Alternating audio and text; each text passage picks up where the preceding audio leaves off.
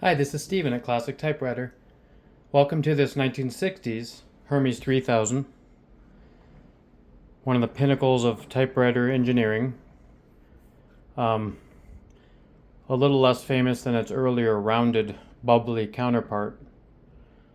This has a lot of the same design features, and I will walk you through some of those now.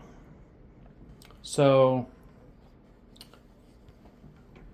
these buttons are the carriage release. They exist on either side. Oh, and the carriage is locked. So to unlock the carriage, you push that switch down. Then a spring will pull it up so it'll be free to move the carriage. You can use either side. This switch here is the smart margin set. Did you see the red tape go over to here? Now the margin is set there. And to release it, you hold both of these at the same time, and you pull and the margin will pull it back over. These are adjustable, these paper holder rollers. This has the component of, if you have it set on single spacing, it'll ratchet line by line. You can pull this out to free spin. Single, 1.5, and double spacing. Nice clear marking on this.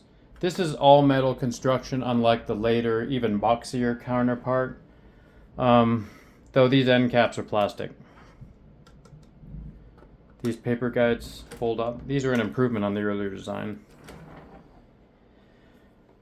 Some of the other newer features are these icons, which are decals, which can peel off. Not quite as high quality as the earlier versions. This is where you set the ribbon color. The red is red, the black is blue, the white is nothing, and the gold, it'll hit the middle of the ribbon. So it's almost, in the old literature, it would say, once you use up a black ribbon on red and black, then you can go to the center, and you'll have a third ribbon. Don't use this if you have a black and red ribbon like I do now, because it'll be half and half color. This is how you set the tabs. Tab set, wherever you set that, it'll stop there when you push tab. These are fairly self-explanatory in this version because these are all labeled. Backspace.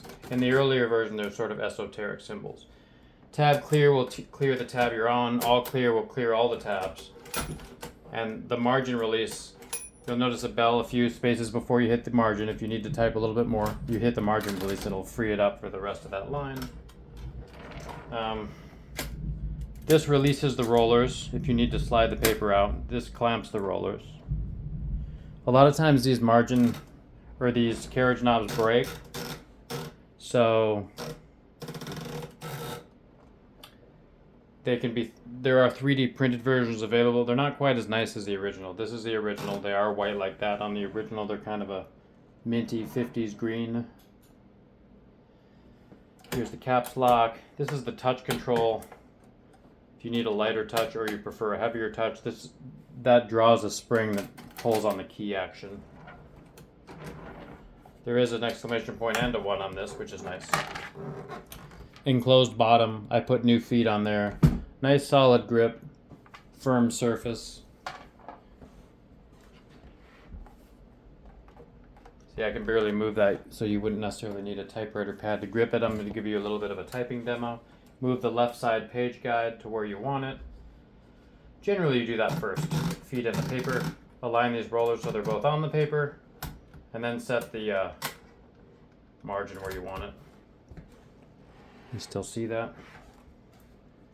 I have it set on the middle section, so it's very irregular.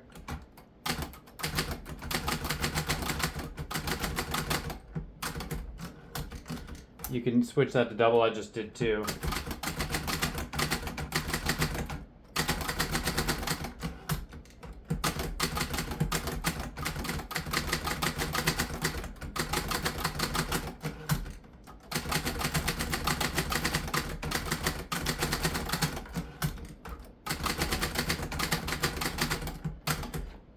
So this paper was not fed in. Also, for one thing, this paper's not square, but it wasn't fed in straight. That's why that looks crooked like that. But there you go. Very nice impression. This has a new platen, which is this rubber piece. Sometimes needed, sometimes not. I do it kind of as a luxury, even when it's not needed on some of these machines.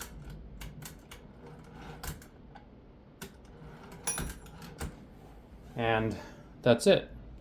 Beautiful classic machine. Here's the case, metal case, similar to its earlier counterpart, a little bit more square at the corners.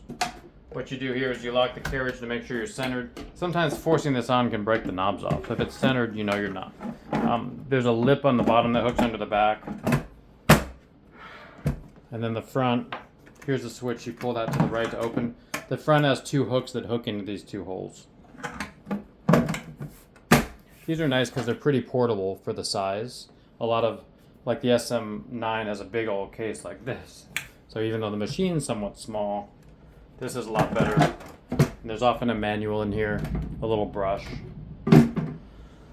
So that's it. I hope you enjoyed the tutorial for this 1960s. I forgot to show you one thing. This is the ribbon reversal. You just slip this, you slip these ribbons off. I usually include a metal spool.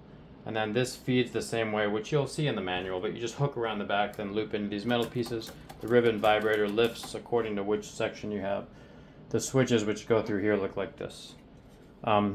Always on these, you hook the teeth in, this piece in first. This is more obvious on this one than in the 50s version. Then you push the back down. I need to clean this yet again because it had old tape on it. Beautiful machine.